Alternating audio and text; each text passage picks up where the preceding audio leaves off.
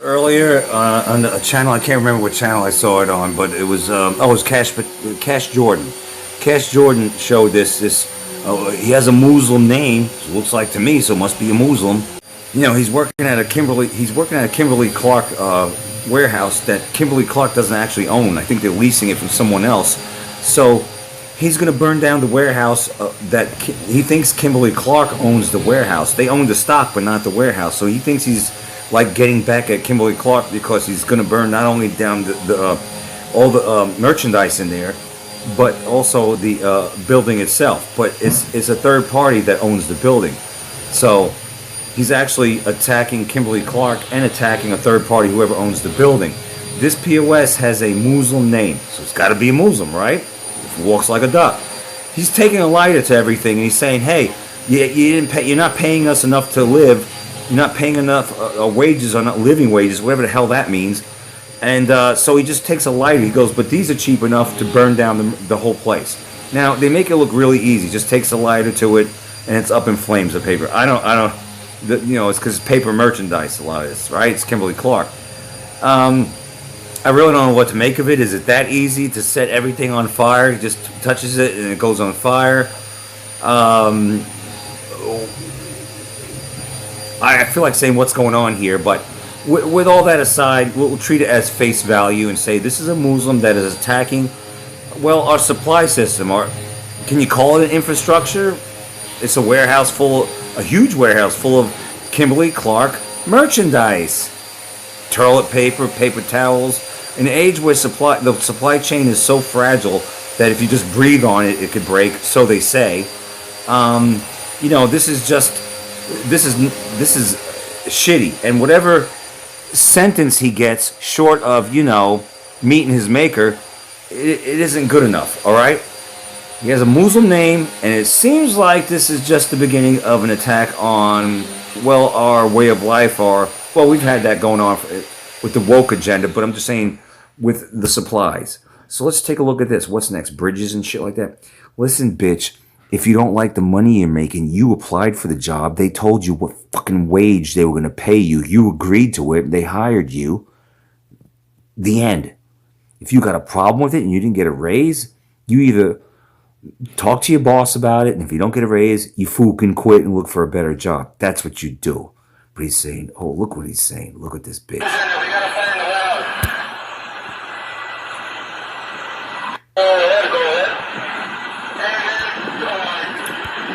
Shamel Abdul Karim.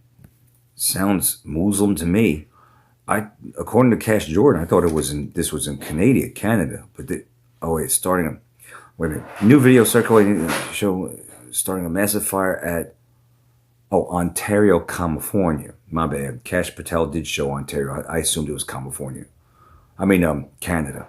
But I forgot that there was actually in Ontario, California. My bad. I was multitasking at the time, getting ready to start my day. Here we go. Let's take a look. Look at this. It starts the fire.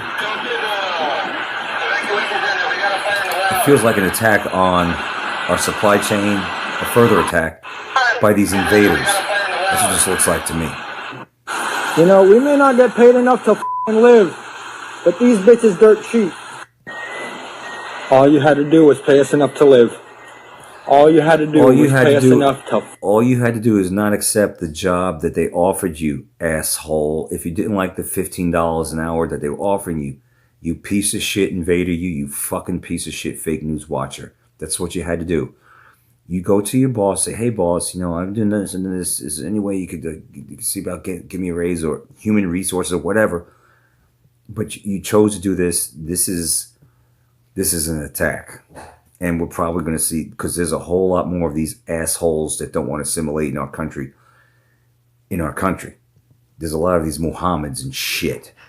And Iranian sleeper cells. So this might be a one-off, but I don't think so. Live.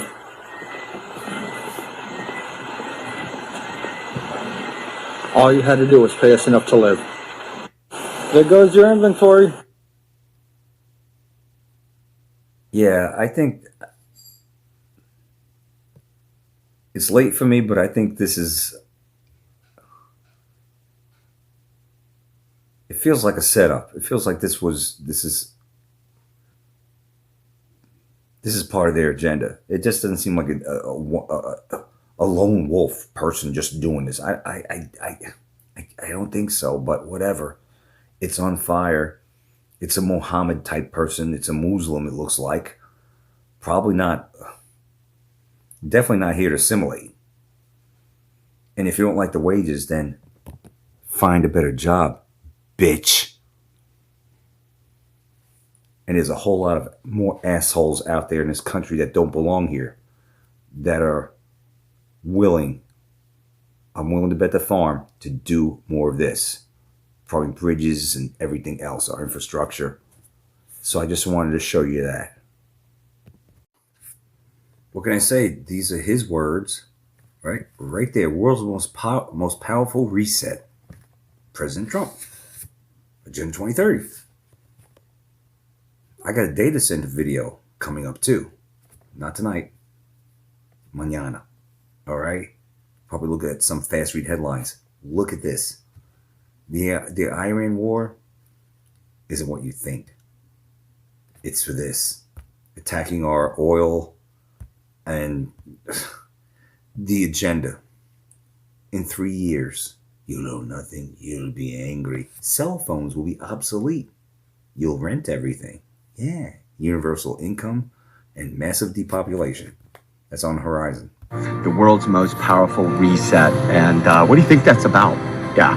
If you're on my algorithm, you probably know. And he also just summoned all of the bank leaders because of what he's saying, the most terrifying threat to the global financial system. Yeah, what do you think that's about? Well, if you know that what else is going on in the Strait of Hormuz, one of the things is that they're starting to trade other currencies for the oil, not just the petrodollar anymore. And basically, that's what Trump is inferring, that there's a threat to the petrodollar system.